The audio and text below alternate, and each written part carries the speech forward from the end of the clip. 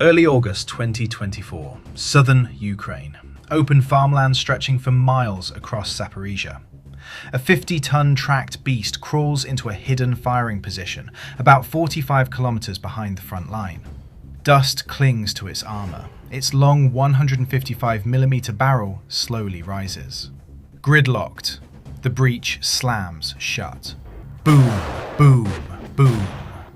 4 shells rip into the sky in under 9 seconds, and then silence. It looks completely out of place. This thing? It was designed back in the late 1980s, built in the mid-1990s, and quietly dismissed as outdated long before this war even began. Shorter barrel than modern German guns, older fire control than French systems. On paper, it shouldn't even be here. It should have been retired years ago. But over the next 3 years, this obsolete machine will fire tens of thousands of rounds across multiple battlefronts, equip 6 Ukrainian brigades, and become one of the most feared counter-battery weapons in the war. This is the British AS-90 Braveheart, and somehow it refuses to die.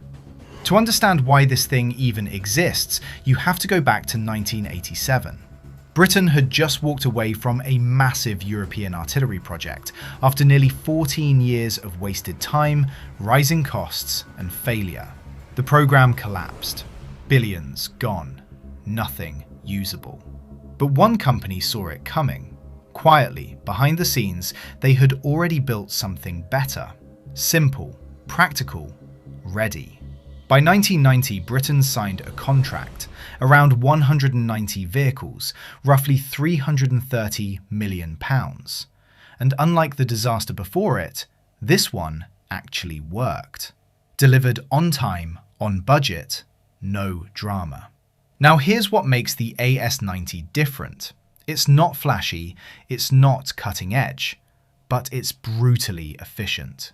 It carries 50 rounds on board, full 360-degree rotation, and a firing rhythm that's honestly terrifying. 4 rounds in under 10 seconds, 7 rounds per minute in intense bursts, 3 rounds per minute sustained for over an hour. That's not just firepower, that's pressure. Constant, relentless pressure. Sure, it has weaknesses. Standard range just under 27 kilometers, even with upgrades around 32 kilometers. Modern systems can hit 45, even 70 kilometers. And its armor? Not built for drone warfare. But here's the twist. That doesn't matter as much as you think, because the AS-90 was never built to outrange everything. It was built to shoot fast, shoot accurately, and disappear. Fast forward to February 2023. Britain makes a bold decision. Send the AS-90 to Ukraine. The first batch, about 35 units. Some battle-ready, others stripped for parts. Ukrainian crews train quickly. Within months, they're firing live rounds. And by late summer 2024, it enters combat. Then comes one moment that changes everything.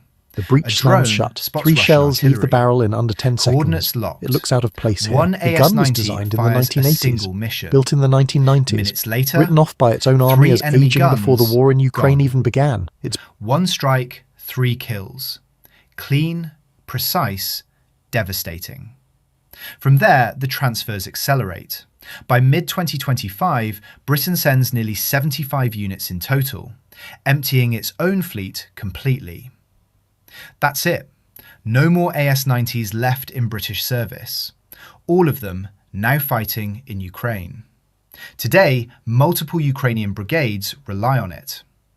And the feedback? Surprisingly blunt. One officer summed it up like this: "It's better than almost everything we've used. Better aiming, better mobility, more reliable, and most importantly, more accurate." Even in a war dominated by drones and long-range precision weapons, the AS-90 survives. Out of roughly 75 units, about 20 losses recorded. That's a survival rate of over 70%, in one of the most destructive artillery wars in modern history. So how does it stack up? Against Germany's advanced systems, it loses on paper. Against newer American models, it falls behind technologically. But in real combat, it holds its ground. Because war isn't just about specs, it's about execution. The AS-90 is tougher than it looks, less delicate than lighter systems, more forgiving under pressure, and in close counter-battery fights, that matters a lot. Here's the real irony. The upgraded version of this gun, the one Britain cancelled decades ago, is now being used by other countries and performing incredibly well in Ukraine. The design lived on, just not under a British flag. Meanwhile, Britain replaces the AS-90 with newer systems, faster, longer range, more advanced, but fewer in number. Its artillery force? Smaller than before. And yet, back in Ukraine, that same outdated howitzer is still out there, hidden in tree lines, moving between firing positions, striking targets in seconds, and vanishing.